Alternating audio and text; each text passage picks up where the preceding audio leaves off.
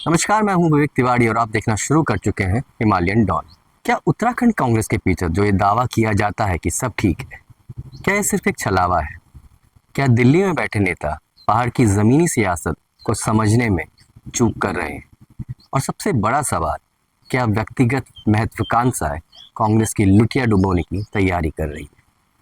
आज बात होगी कांग्रेस के अंतर विरोधों की, राहुल गांधी की एक मुलाकात की और उत्तराखंड के उस सियासी चक्रव्यूह की जिसे भेदना कांग्रेस के लिए एक टेढ़ी की साबित हो रहा है। चलिए शुरुआत करते हैं एक हालिया घटनाक्रम से। लोकसभा में नेता प्रतिपक्ष राहुल गांधी ने अपने सोशल मीडिया अकाउंट पर एक वीडियो साझा किया। वीडियो में कोटद्वार विवाद से चर्चा में आए दीपक कुमार उर्फ मोहम्मद दीपक से मिलते हुए नजर आ रहे हैं। वही दीपक जिन्होंने कोटद्वार में एक बुजुर्ग की रक्षा कर मानवता की मिसाल पेश की थी। इस घटना के बाद वे राष्ट्रीय स्तर पर चर्चित हो गए। आपको ये प्रकरण याद ही होगा, इसलिए हम इस बारे में ज़्यादा नहीं कहेंगे। दीपक की मुलाकात कांग्रेस के अन्य नेताओं जैसे इमरान प्रतापगढ़ी से भी हुई। तारीफ दीपक की हुई, उन्हें हीरो माना गया, लेकिन राजनीति की बिसात पर चालें कुछ और ही चल गई। भाजपा ने राहुल गांधी और मोहम्मद दीपक की मुलाकात से मिले इस मौके को लपकने में एक पल की भी देरी नहीं की। मुख्यमंत्री पुष्कर सिंह धामी ने सीधा राहुल गांधी पर हमला बोलते हुए कहा कि अगर नाम के आगे मोहम्मद लगा लो तो कांग्रेस पार्टी के युवराज आपको महल में बुला लेंगे। अभी इधर थोड़े दिनों पहले यहीं आपके पड़ोस में यहीं कोटद्वार की घटना है भाइयों बहनों। अब कोई अपने आगे नाम के आगे कुछ भी लगा ले, हमें क्या लेना देना है। अब वो अपने नाम के आगे मोहम्मद लगा लेता है तो उन्हें कांग्रेस पार्टी के युवराज अपने महल में बुलाते हैं और समर्थकों से ऐसे लोगों के लिए इफ्तार पार्टियों का आयोजन करते हैं भाइयों बहनों। कल मुझे भी टेलीविजन वाले पूछ रहे थे, मैंने कहा भाई वो दीपक था तब तक आपने नहीं बुलाया उनको, जैसे ही उसने अपने आगे नाम के आगे मोहम्मद लगा लिया आपने उसको इफ्तार पार्टी के लिए बुला लिया। अब वही बताएं, कांग्रेस के युवराज बताएं कि उन्होंने कितनी हमारी ऐसी बहनें, मुस्लिम बहनें हैं जो 3 तलाक से पीड़ित हैं, हलाला से पीड़ित है, बहुविवाह से पीड़ित है, इद्दत जैसी कुरीतियों से पीड़ित हैं। क्या उसमें से उन्होंने किसी का हाल जाना? क्या किसी मुस्लिम समुदाय में व्याप्त कुरीतियों पर उनके मुंह में ताला लगा हुआ था? उन्होंने कभी नहीं बोला। जबकि मैं आपको बताऊं, मैं पूरे प्रदेश के अंदर जाता हूं, इतनी सारी मुस्लिम बहनें मुझे मिलती हैं, वो कहती हैं कि मोदी जी के नेतृत्व में जो आपकी सरकार ने उनके मार्गदर्शन में उत्तराखंड में जो ये समान नागरिक संहिता का कानून लाए उससे हमें इन कुरीतियों से छुट्टी मिली है। हम आपका धन्यवाद करते हैं, मोदी जी का धन्यवाद करते हैं। भाइयों बहनों, मैं इस मंच के माध्यम से कांग्रेस के इन साहबजादों को, इन युवराज को बताना चाहता हूं कि ये देवभूमि है, ये देवभूमि उत्तराखंड है और यहां का बच्चा राष्ट्रवाद की भावना के साथ बड़ा होता है। उस देवभूमि उत्तराखंड के अंदर उनकी दाल गलने वाली नहीं है। भाइयों बहनों, यहां के लोग किसी भी कीमत पर ऐसी मानसिकता वाले लोगों को स्वीकार करने वाले नहीं है। भाइयों बहनों, आप सभी लोग देख रहे होंगे जैसे जैसे चुनाव नजदीक आ रहे हैं, आए दिन हम ये विकास के काम कर रहे हैं पूरे राज्य के अंदर। जैसा यहां पर आज ये नयार वैली महोत्सव हो रहा है, वैसे ही जो है सांकरी महोत्सव हो रहा था, कहीं विंटर फेस्टिवल हो रहा था, अलग अलग स्थानों पर अलग अलग कार्यक्रम हो रहे थे पूरे राज्य के अंदर। शीतकालीन पर्यटन बढ़ रहा है, लोग आ रहे हैं, हम काम कर रहे हैं। और ये लोग क्या कर रहे हैं? अर्बन नक्सल गैंग इनका सक्रिय हो गया है, टूल किट सक्रिय हो गए हैं, एआई का सहारा लेके आज अच्छे काम नहीं कर रहे। एआई का सहारा लेकर सरकार को बदनाम करने का काम कर रहे हैं। अब जरा इसकी गहराई में उतरते हैं। कोटद्वार विवाद के बाद हमने देखा कि राष्ट्रीय स्तर पर मोहम्मद दीपक बड़े फेमस हुए। सोशल मीडिया पर उनके कई पॉजिटिव मीम्स हमने देखे। राष्ट्रीय चैनल उनका इंटरव्यू लेने के लिए पीछे पीछे भागे हुए। असुद्दीन ओवैसी से लेकर तमाम बड़े बड़े नेताओं ने उनकी तारीफ में कसीदे पढ़े, जो शायद वो डिजर्व भी करते हैं। पर उत्तराखंड कांग्रेस का कोई बड़ा नेता उनके साथ नजर नहीं आया। हालांकि उनके कांग्रेस से जुड़े होने की खबरें और तस्वीरें जरूर सोशल मीडिया पर बार बार आती रही, पर खुद उन्होंने इससे इनकार किया। वहीं कांग्रेस के नेताओं का भी कोई बयान इस सारे मुद्दे को लेकर नहीं आया। सवाल उठता है, आखिर क्यों?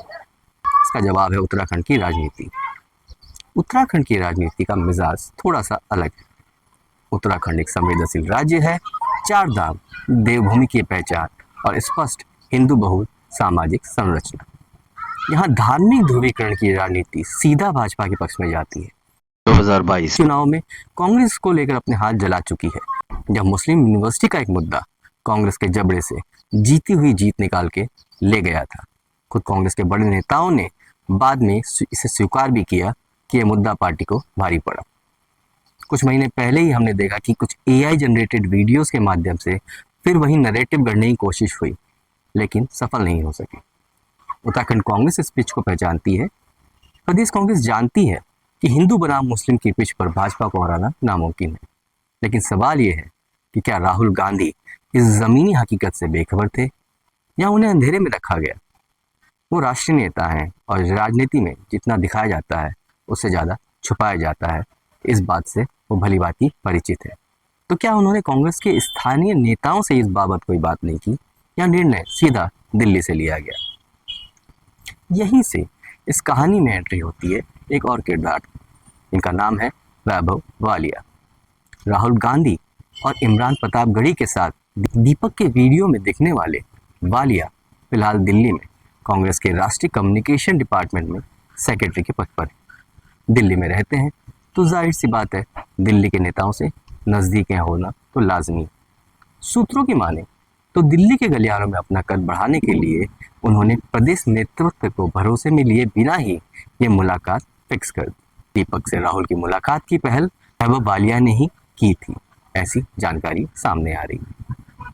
अब कुछ लोग कहेंगे कि दीपक तो हीरो हैं, उनको राहुल गांधी से मिलाना कोई गुनाह नहीं।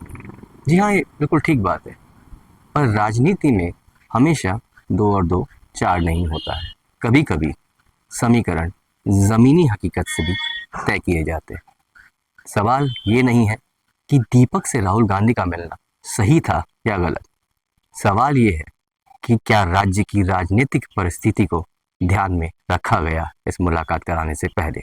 जिस काम से उत्तराखंड का कांग्रेस नेतृत्व बच रहा था, बयानबाजी तक नहीं कर पा रहा था, जिस सॉफ्ट हिंदुत्व के मुद्दे को किनारे कर प्रदेश कांग्रेस अपनी नैया पार लगाना चाह रही थी, उस पर वैभव वालिया के इस कदम ने पानी फेर दिया।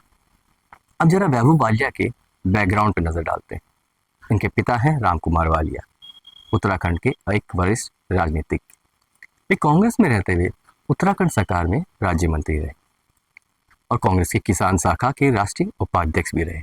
अगस्त 2020 के घटनाक्रम में वो असंतोष जताते हुए कांग्रेस से नाराजगी दिखाकर अपने समर्थकों के साथ भारतीय जनता पार्टी में शामिल हो गए। हाल ही में उत्तराखंड के कैबिनेट मंत्री गणेश जोशी के साथ उनका एक वीडियो सोशल मीडिया पर वायरल हो रहा है, जहां वो गणेश जोशी के साथ कदम ताल करते हुए नजर आ रहे हैं। अगर ये कहा जाए कि पिता भाजपा की धुन पर नाच रहे हैं और पुत्र कांग्रेस में अपनी डफली बजा रहे हैं तो कुछ गलत नहीं होगा। अब इसको किस तरह देखा जाए ये मैं आप पे छोड़ता हूँ। और ये कोई इकलौता मामला भी नहीं। हाल ही में कांग्रेस के वरिष्ठ नेता हरक सिंह रावत के बेटे और बहू मुख्यमंत्री पुष्कर सिंह धामी से मुलाकात करते हुए नजर आए। यहाँ ये बताना जरूरी है कि हरक सिंह रावत की पुत्र वधू अनुकृति गोसाई अभी भी भाजपा में और हरक सिंह रावत कांग्रेस में चुनाव प्रचार समिति की कमान संभाल रहे हैं। चुनाव प्रचार समिति के अध्यक्ष होते हुए कांग्रेस में टिकट वितरण में उनकी महत्वपूर्ण भूमिका रहेगी। राजनीति में ये कोई विरोधाभास नहीं है, लेकिन क्या इससे संदेश भ्रमित नहीं होता है? सवाल उठना लाजमी है कि क्या पार्टी के भीतर एक समान रणनीति की कमी है या व्यक्तिगत समीकरण अब पार्टी लाइन से बड़े हो चुके।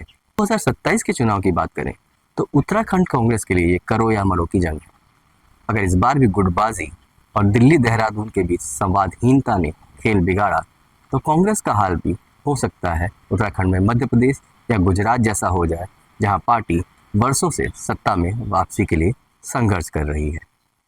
अगर ऐसा होता है तो ये न केवल कांग्रेस बल्कि उत्तराखंड राज्य के लिए भी खतरनाक होगा, क्योंकि फिलहाल कांग्रेस के अलावा कोई भी राजनीतिक पार्टी भाजपा को टक्कर देती हुई राज्य में नहीं नजर आ रही है। लोकतंत्र के लिए एक मजबूत पक्ष विपक्ष दोनों जरूरी, लेकिन क्या कांग्रेस खुद को मजबूत करना चाहती है या फिर अपनों की महत्वाकांक्षा ही उसे गर्त में ले जाएगी, ये तो वक्त ही बताएगा। देखते रहिए हिमालयन डॉन। नमस्कार।